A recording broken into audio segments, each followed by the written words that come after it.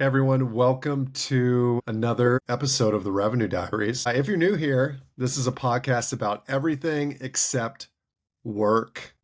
Real conversations. We don't prep outside of the conversation. Actually, the guests don't even get the questions ahead of time. Pretty much everything is fair play. Nothing's off limits. Today's guest is Shali Reed. And this conversation definitely hit close to home. We talk about parenting, how she grew up in a traditional Indian household, and how the shift that happens when you realize your parents aren't just your parents, they're humans. They are getting older.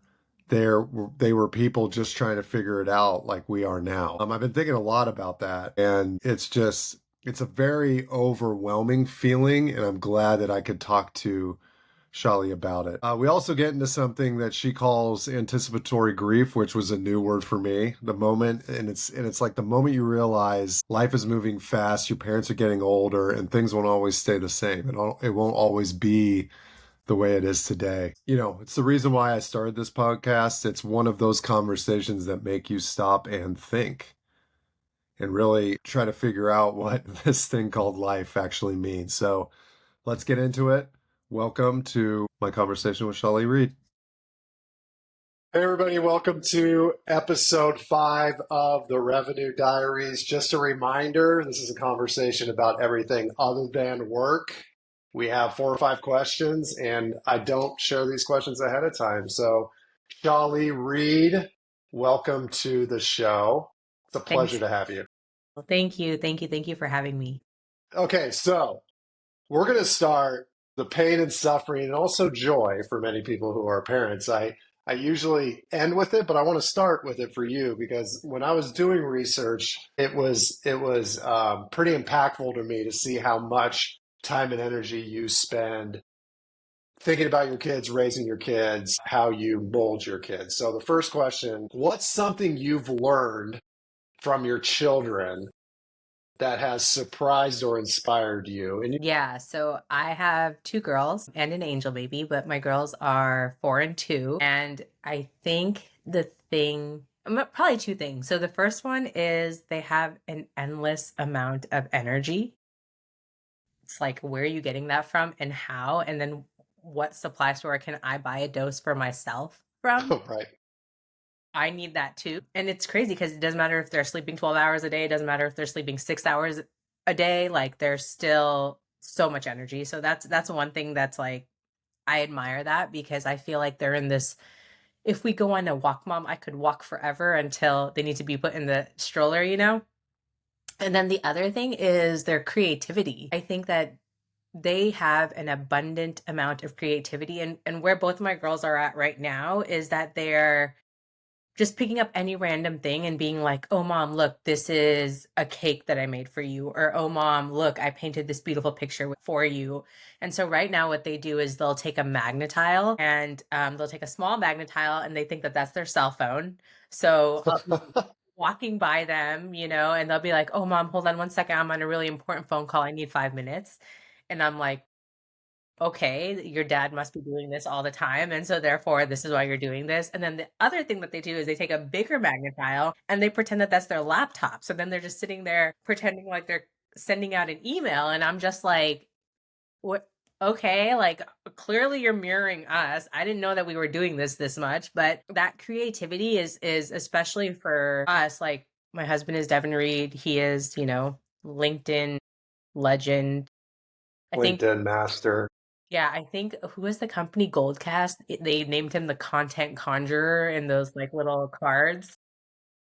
We used to call him the content And conjurer. he is every bit of those titles for sure. Yeah, I exactly. 100% agree with that. Yeah, and so he is hyper creative. I'm venturing into marketing after a long time in customer success, and creativity is on the forefront of what everybody's trying to do in B2B. And so seeing that our kids have that creativity also helps inspire us for, oh, we could, bring this clip, remake this clip, we could remake this conversation. And so I think that that's a spark that I hope that they never lose in terms of, just that sheer imagination and the playing field is endless and they can just go out and capture anything that they want. And that's something honestly I aspire to have as well, because as a parent, you are tired, right? As an employee, you are exhausted from the demands of other people. As a spouse, like you have to show up for your person. As a relative, as a son, as an aunt, as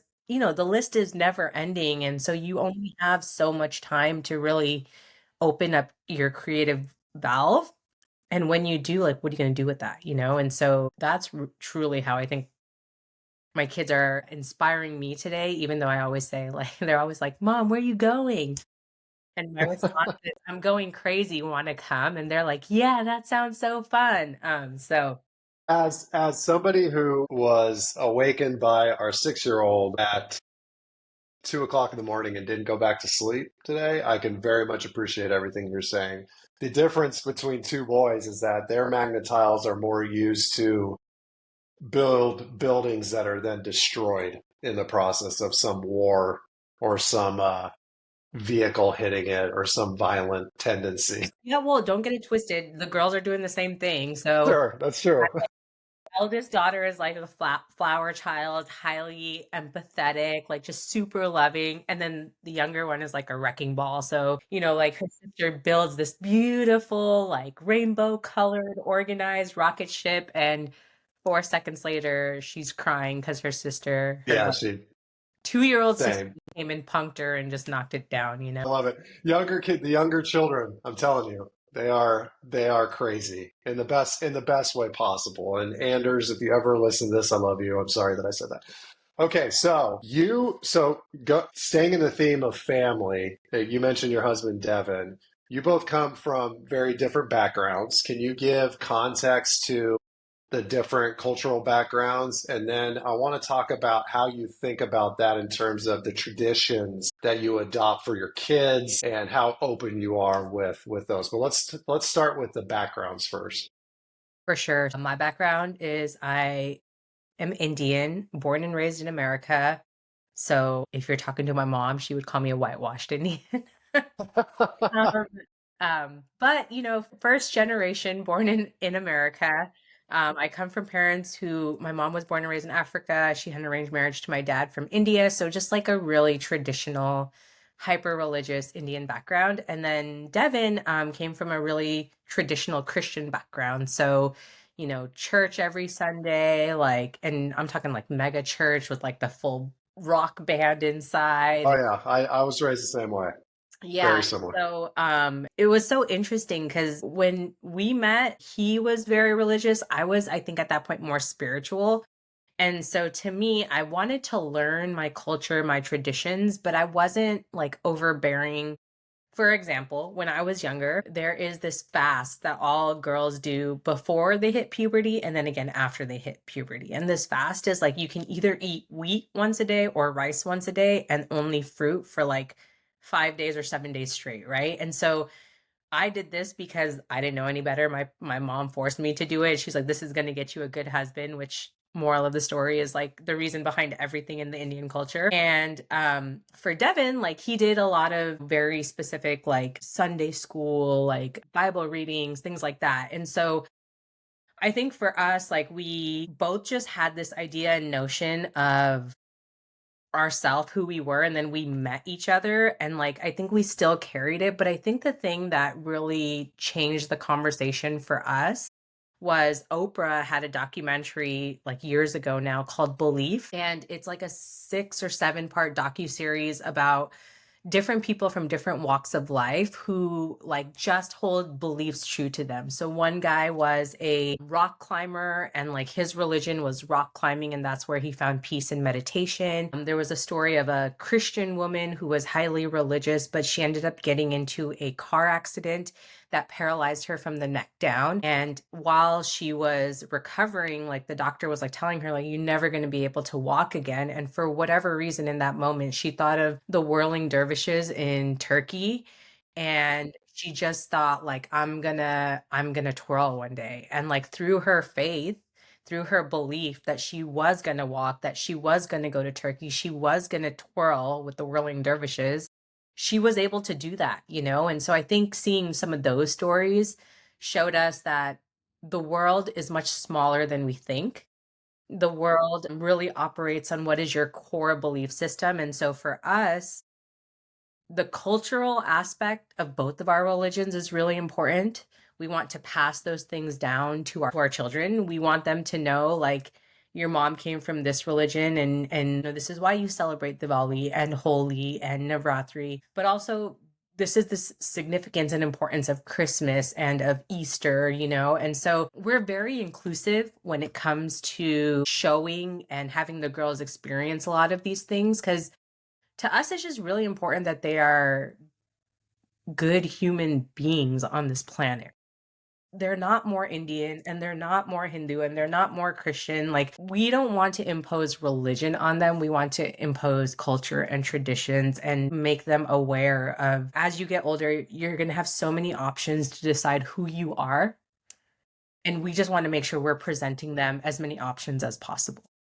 Yeah, in episode in the first season, which was a long time ago, I talked to Joe Staples, who's a friend of mine. He was past CMO, who's Mormon, Hmm. and we talked a lot about religion because I think that's a much longer conversation on how religion and Christianity fits in my walk of life at the moment. But what we distilled down to something usable for me in particular was it's not it's the value set that matters. Like for me, raising two kids without church, because we don't go to church as a family, was a hard thing for me to comprehend because I was like that was the value set, right? That was my community. That's where my friends were. I was there probably like Devin 2 or 3 times a week. That's where we hung out, right? It's a And huge so, part of your life, you know, your yeah, upbringing. Yeah. but it's having distilling down what your values are as a human being and making sure you try to um, show your children that as much as you possibly can without necessarily pointing to a specific structure, religious structure or culture or whatever. But for me, that's been how I've distilled it down for my kids. Yeah, and I think, like, you know, in talking to you more about this, I would say that education is our religion. Like, we want our kids to be educated, and how do you do that? By exposure to these Mm, things, right? mm, And so yeah, there's so many things in Hinduism that I just don't agree with. Like this whole concept of fasting. Yes, I know it's good for resetting metabolic rest rate and yada yada yada. That those are scientific things, right? right, But when you right. think like the cultural reasons why people are doing things, sometimes they don't make sense. And so I'm the black sheep. Clearly, if you couldn't tell, I married the guy with however many tattoos, you know? I do want to talk about that tattoos at the end though. But Yeah, yeah, yeah. we'll And get back to Devin's tattoos. absolutely. But so to me, I'm always questioning why. And the funny part is that that's what I was taught in Sunday school growing up. So I learned the Gita through this man named Pandurang Shastri Atavale. And what he would do is he would just break down 4 lines out of the Gita every week to the audience in a way that the audience could relate. So it was always crazy. Like whatever I was experiencing that week, somehow he found a way to relate to it. And he's since passed, and I don't think anybody does this as well as he does, so I prefer like the OG lectures. But one thing he always said was like, question the things that you're doing. So if you're wearing, you know, the red dot on your forehead, know why you're wearing a red dot on your forehead, you know? And so to me, I would ask my mom, like, hey, mom, why do we do X or why do we do Y? And she would never have an answer for me. So I'd be like, if you don't know why we're doing this, I'm not doing this. Like, I'm Right, just not doing it, you know? And so, yeah, today, like, she can fast 10 out of the 7 days out of a week and like be okay with it. And I will not fast. And she'll just right. be like, why aren't you doing this? And I'm like, I got the husband. What am I fasting for now? You know? Well, and I think it's very. I mean, I on the Christian side, it's this blind. I mean, actually, this probably extends across most organized religions of blind faith, and it's generational. I mean, as science becomes more prevalent and as it becomes more important to what we do and what we're teaching our kids, it's going to be more of a conversation on why we do things. And you said there's OG lectures. Can you find these OG lectures online? You can't. So he has like the way that he's set up his institution is that he doesn't have any of the materials online. It's like a you go in person and you get it that way. And mind you, I haven't gone since like maybe early college days, but a lot of this stuff, like, when it resonates with you so deeply, you carry it with you. And so a lot of his core fundamentals are things that I live my life by today, right? So like, for example, he was like, if God is with and within you, Kyle, then God is within me, right? And in all these other objects. And so really, like, I don't need to go to an institution, a temple, a mosque, a church to pray, because if God is within me, I should be able to pray anywhere, right? Or like, the 10 commandments, like, be good to your neighbor, all of those things. It's the same thing. Like, if I believe in God and I know God is within me, then I believe God is within Kyle, right? So I want to make sure that I am being respectful to you, that I'm showing up in a kind way. And so like those are the things that we're raising our kids with. So it's not necessarily religion, I would say, but it's more, again, It's education. respect. Yeah. Yeah, It's exactly. ultimately it boils down to be kind and be respectful, Yeah, no matter exactly. who you're talking to, right? Yeah. So you made reference to your parents, and this is the first time I've ever heard whitewashed Indian. Yeah. I get that a lot. I get that so much. So any Indian person who's watching here, I'm like not as whitewashed as you think I am, but I was born and raised here. I don't have an accent. My Gujarati probably has an accent because it's, it's not pure, but That's so funny. That is hilarious. But so you mentioned your parents, and we talked about this before we jumped on the recording because I have been feeling this deeply recently. I came across a post where I don't remember, I think it was maybe your father and one of your kids where you had the term anticipatory grief on it, where like the experience of grappling with the reality that your parents are aging. What like coming to the realization that they're not you had one picture of your parents for a long time.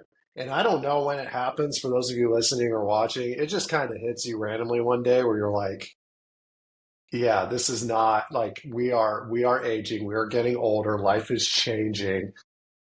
How how is I mean, I don't even know if I have a question other than I'm dealing with it now as well. How does that experience shape your perspective with your family, how you communicate with your parents? Like, take me into that post or the emotion behind that post when you put it online. yeah, I mean that's a very real thing. So my parents live with us, right? So my husband is such a gem. Like they are our kids' caregivers, but That is also also very cultural too, right? yeah, It's it is very very cultural. Yeah. cultural, but like culturally speaking, and I don't know, I might get hate comments after this, but it's traditionally the oldest son's job to take care of the parents, right? So it doesn't matter, like it's me, my brother, my sister.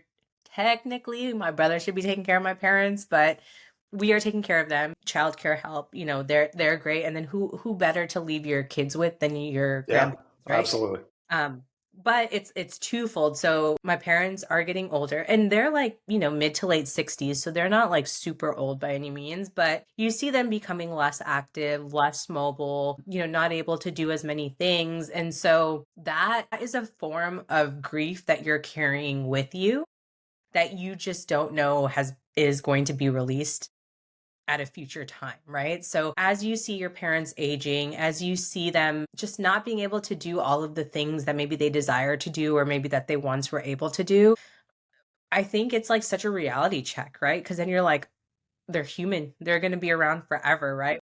For a really long time, like my parents were superheroes. They did everything. They took care of us, they took care of the family, all of those things. And now all of the sudden, your role reverses and somehow you're the super adult and then like they're somebody that you have to take care of. And then when you think of that, it's like, okay, well then if my parents are aging and now it's my job to take care of them, then all of the other things must be true. This was their first time as parents. This was their first time figuring out how to raise kids that just were the complete opposite of how they were raised. Like my mom had an arranged marriage. She did everything her mother told her to up until this day. Imagine raising a daughter who's not listening to anything you say. Yeah. And not Yeah. just me, but Right. then there's two more of us that are all just like, "Nah, mom, we're good. We're gonna just do everything the American way." And she's looking at us like, what? They're constantly having to adapt and evolve as well. And so you realize like your parents just did the best that they could with everything that they were given. And for, child of immigrants, it's so much harder because they didn't speak the language, they didn't know the culture, they didn't eat the food, like they didn't have the means. And so then you really reflect on their life and you're like, oh my God, like they went through so, so, so much. And if I could be half as motivated, half as hardworking, half as caring, like then I did a good job, right? And so that to me, I see that more and more in my parents every day when they're limited by activities. I think the other thing it does is it pushes me and my sister to force my mom to work out, and she absolutely hates it. And so, we have this like two steps forward, one and a half steps back going on with our parents because we're like, let's change your diet and let's go do this workout and take magnesium and yada, yada, yada. And so, having Devin, who's super healthy, me, who's like trying to be healthy, like I spend hours in the grocery aisle reading through ingredients, trying not to buy processed foods, right? Right. And Right. my It's dad hard. brings home a box of Pop-Tarts or Twinkies, and he's like, "Hey, girls, I got you." And I'm like, "Dude, Well, why are you it's doing this?" look, my parents from the West Coast, very different background from yours, but I will never for this happened recently. I will never forget my mother had early stages of breast cancer, so she had to get surgery. So thank God it was early. They caught it. She had to teach my father how to make an omelet because if they didn't do that, he would be eating peanut butter jelly and Taco Bell. And my dad's actually healthy for the most part. That's what I'm saying. We're different cultures, but that is exactly how an Indian man operates. Yeah. Like my dad can't even make an egg sandwich for himself, you know? And so if something happened to my mom, thank God Yeah. he's living with me because Well, I'll feed him. yeah. Well, yeah, 100%. Have you? So I think what's so interesting about having these thought processes and realizing what your parents were trying their best, they're doing what, have you had those conversations with them? Like opening that up and saying, I recognize, because I have not. Yeah. And it's something that I know I probably should do in the foreseeable future, but have you had those conversations on like I recognize the fact that y'all had to do this for me and So unpacking that with them? I have had these conversations with my therapist. I've had the same therapist since I was 27. So for the past 13 years, her and I have just been talking about this, like me For and my 13. current situation. I have not had these conversations with my parents, mainly because, again, in immigrant families, like talking about your emotions is taboo, right? So, like, Sure. try, Well, same with I mean, yeah, same, yeah. exactly the same. And maybe that's like a religious thing, or maybe it's like an old school like, Generational, yeah. mentality of thinking, but it's like it's so funny because my sister and I joke around. Like my dad will be telling my kids I love them till like his face falls off. Like he's always like, I love you, Rumi, I love you, Razi. And I look at my dad and I'm like, my guy, like you never said I love you to me growing Well, up. they're trying to make up for it too.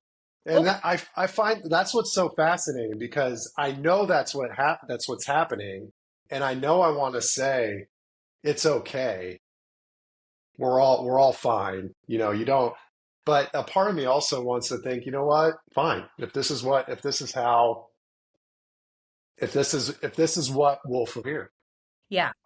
I agree with you on that. And so I just call my dad out. I'm like, Dad, you never used to say you love us. Like, say it now. I want my girls to hear that you love us. And he just laughs at me like you're laughing at me. And he'll say it too though. But I think that's their evolutionary journey too, right? Sure. So they are now Yeah. realizing that they can be vulnerable with their emotions. They can express themselves a little bit better. And so they're doing that in our children.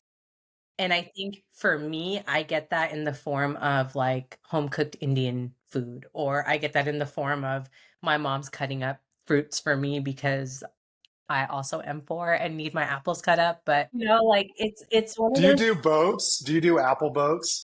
No, what is Have you that? heard of apple boats? You Oh, cut? I don't know. I don't know if this is a Midwest thing or not. I don't. Where were you? Where? I was born in Danbury, Connecticut. Okay, so this might be a weird Indiana, Illinois thing, but you cut an apple in half, Yeah. you cut out the middle, Yeah. and then it's just a boat, two Yeah. halves. Yeah. And then what do you put in it? Nothing. Anything? You just eat. Oh, You you just don't. cut the core out. It's a boat. Like put something in it. Oh, yeah, that's a good point. I've never actually put something in the boat, but we always called it apple boats for some Peanut reason. butter, some cookie butter. Oh, all that would be so good. Well, I used to eat ants on a log. So it's like celery, Yes, peanut butter, yes, and then raisins yeah. on top, right? I could not get my kids to Well, do that to save my. I loved ants on a log. Okay, so one last. I came across multiple pictures of Devin with your family Yeah. and your friends. I'm guessing where. Yeah. I mean, if you don't know Devin, go. I mean, you're going to find him online, but he's pretty tatted out in general, like a Yes. lot of tattoos. Yeah. How did that go over initially with your family? Because I actually have no idea culturally how the Indian culture thinks of tattooing or in Yeah. general. And this is, I might get hate for this in comments, but how, how did they initially react? And maybe they didn't at all, but I'm Yeah. just curious. So two small stories for you on that. First, tattoos are like an Indian traditional cultural thing. So See, that's how I you knew I didn't knew know. what community, what village you were from because you had X type of tattoos. Fascinating. Yeah. So my grandma, like my dad's mom, she had tattoos like on her chin, like she had tattoos. So it's like they're not taboo. However, this is where I can reverse the script and say, okay, some of these Indians are whitewashed now because they think tattoos are bad. So when Devin and I first started dating, I remember the first time I brought him to my house. Poor guy, my family lives in San Diego. So we came down to San Diego. It's like the dead heat of summer. He's in like long pants and like a long sleeve t-shirt, just sweating his brains out because he was trying to hide his tattoos. And so that was the first time. And then I think my aunt like stalked him on Facebook and found out he had a bunch of tattoos. So she told my mom, and He tried to hide it. That's hilarious. that was like a huge thing. And then I remember it was like the next summer and one of my cousins was getting married. And we're sitting in our hotel room between events. He's in a tank top and shorts and like my brother's ironing, me and a couple of my other cousins just watching TV. My mom walks in and she like sees Devin and she just like stops in her tracks. And so she's just like staring at him up and down. And I just like, I'm watching my mom's reaction and I just so ever gently in Gujarati was like, Mom, just think about the next words that are going to come out of your mouth because either we're going to be coming here to visit you a lot or we're not going to be coming to. And I just said that just like so calmly to her in Gujarati, like Devin, nobody knew, but like my cousins, they were like, oh, damn, like she said it. And so then my mom didn't say anything. She turned around and walked out. And then she cornered him in the elevator like 2 days later and was like, what are your plans with my daughter? And so that's how that went. So he has gotten tattoos since we've been married, but my mom thinks every week he comes home with a new tattoo. Well, you posted on LinkedIn recently for a holiday gift, get him Yeah, yeah, yeah. hours, tattoo hour. What did you say on Yeah, so I LinkedIn? said if anybody is wondering what to get Devin for the holidays, he's at 3 to 5 hours in tattoos. So because I cannot tell you how many times people hit me up and they're like, what's Devin's shoe size? What should I get him? Yeah. Well, y'all prop the shoes up quite regularly on the reader for sure. I mean, Well, the you video you've stuff seen y'all them do. too, right? And on Read I know. Between the Lines too. Yeah. Because you showed up in your fancy pair too. You talk about shoes all the time on Read Between the Lines, and I actually picked out what I thought was my best pair of Nikes just to wear Yeah. to make sure Devin saw them. So it definitely is quite, he talks a lot about shoes, but you said 3 to 5 hours of tattooing. Is he going to get more? So he wants to finish, I don't know, I don't think you saw his leg piece, but he has a I pretty haven't, no. prolific leg piece. And so it was done by this tattoo shop called Inkslingers. And so they focus on portrait realism. And Cool. so he has like I think three pieces on his leg, and he has like space for one more. So he's going to finish that. And then he has his whole left leg, which I don't know if he's going to do anything with the left leg. And then it'll be back if he's going to end up looking like sorry. Oh wow, yeah, they're super talented. Yeah, yeah. This is in California, right? Yeah, this is in SoCal in LA. Yeah. Yeah. Well, thank you for spending time with me. It's much Absolutely. appreciated. Yes, this was so